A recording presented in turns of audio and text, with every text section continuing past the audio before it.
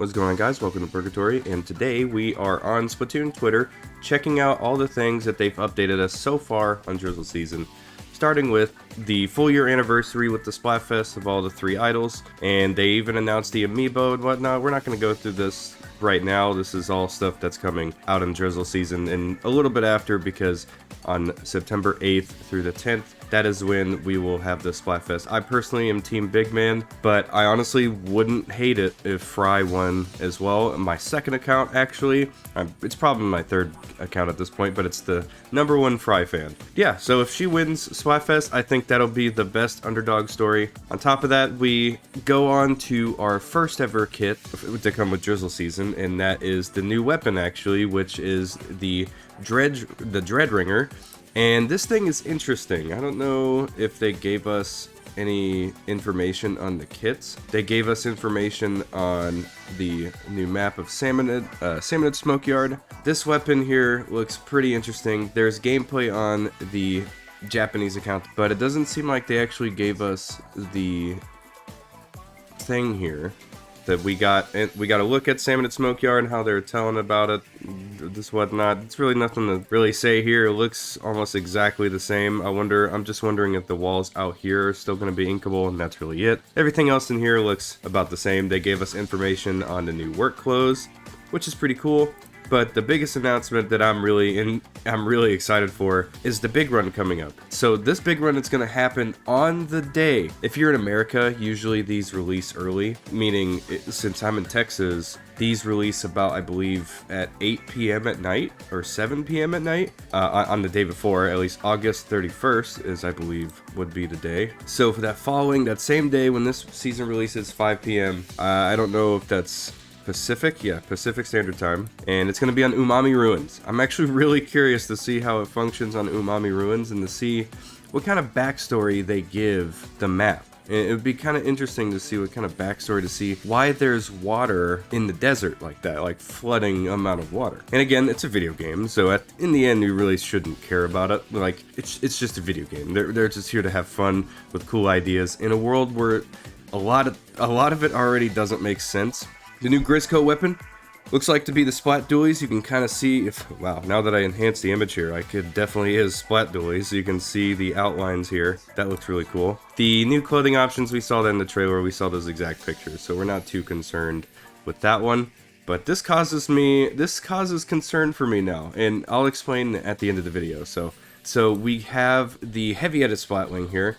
This one I do confidently know the kit for, and that is Curling Bomb, the Tacticooler, and I think that's might be actually a really good kit for this weapon, because the way it functions, it seems like it's very much a slow charge, but the fire rate gets faster the more you charge it whenever you kind of let it go. It's very interesting. We got the new catalog here. A lot of different forms of feedback for this. There was a lot of controversy in terms of this, because they are reusing stuff from the last season. There's stuff that's reskinned or recolored, stuff like that. And it seems like it's technically a shorter battle pass to where you get to tier 50, and then it kind of just goes on from there. I am excited for the Studio TV, but you can see there's quite a bit here that just kind of reuses stuff, but there's also some new here. So I'm personally not too against it. I think, but especially having conversations with people, I think there's definitely better ways they could have approached it. But it at the end of the day, it's free. It doesn't really, it doesn't matter.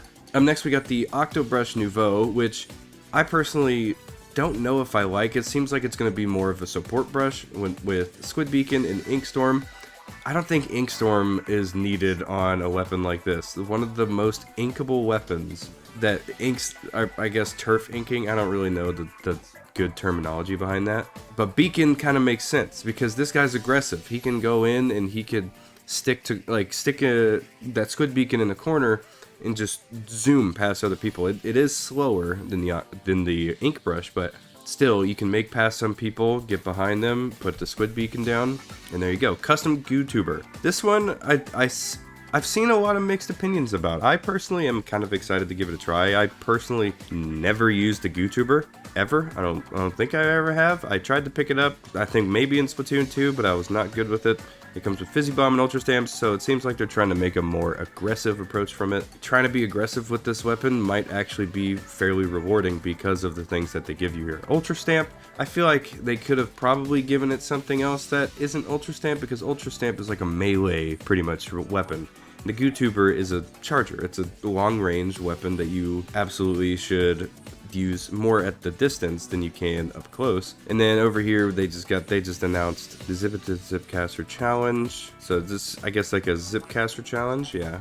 And up next we got these today actually, but this is the Sorella Splatbrella, or just called the Sorellabrella, and it's going to be coming with Autobomb and Inkjet, which means this could be a pretty goated kit. This might actually very much make Splatbrella make a comeback, because that's actually an insane kit for this weapon. So I'm really excited to see how it plays out, and I actually might even give this one a try, because the Splatbrella currently that we have, the vanilla one, it's just really underwhelming for me. So I'm actually pretty excited to give this one a try. Up next, this one is probably the craziest we've gotten so far, and that is the Blow Blobber Deco. This thing comes with Angle Shooter and Kraken. On top of the weapon's already crazy gimmick, it's insane what you're gonna probably be able to do with this thing. Angle Shooter, that way you can bounce it off of walls and whatnot. You can find people, and then you don't even have to be in their line of sight. You just throw bubbles, because now you know where they are. So you just throw bubbles in that general direction, and you're gonna eventually hit somebody. Especially with Kraken.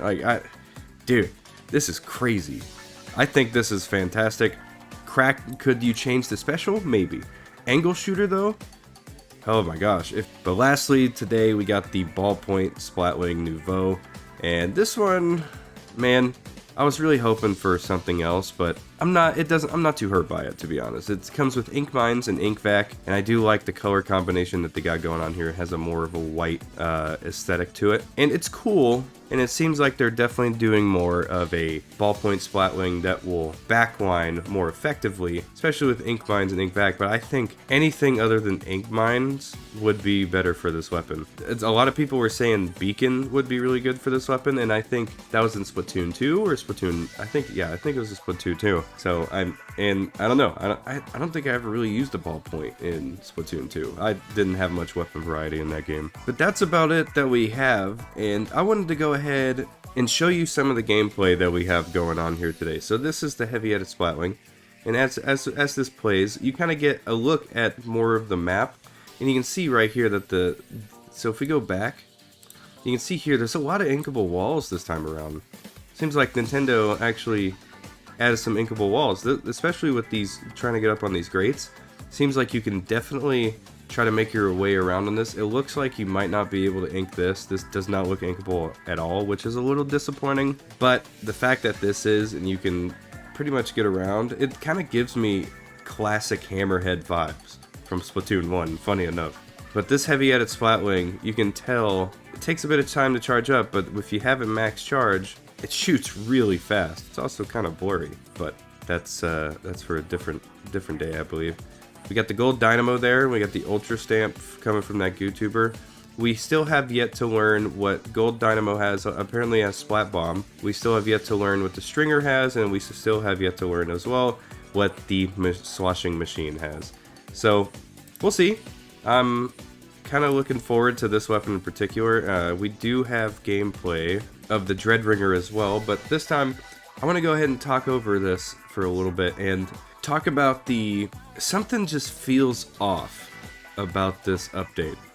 I know it's lacking in content. We all know this. It's very obvious at this point. It's a very similar pattern to how Splatoon 2's update cycle was, and it seems like after Side Order comes out, it might get better. Who knows? Maybe the content updates will get crazy. Who knows? But something feels off about this. It feels like we're not done.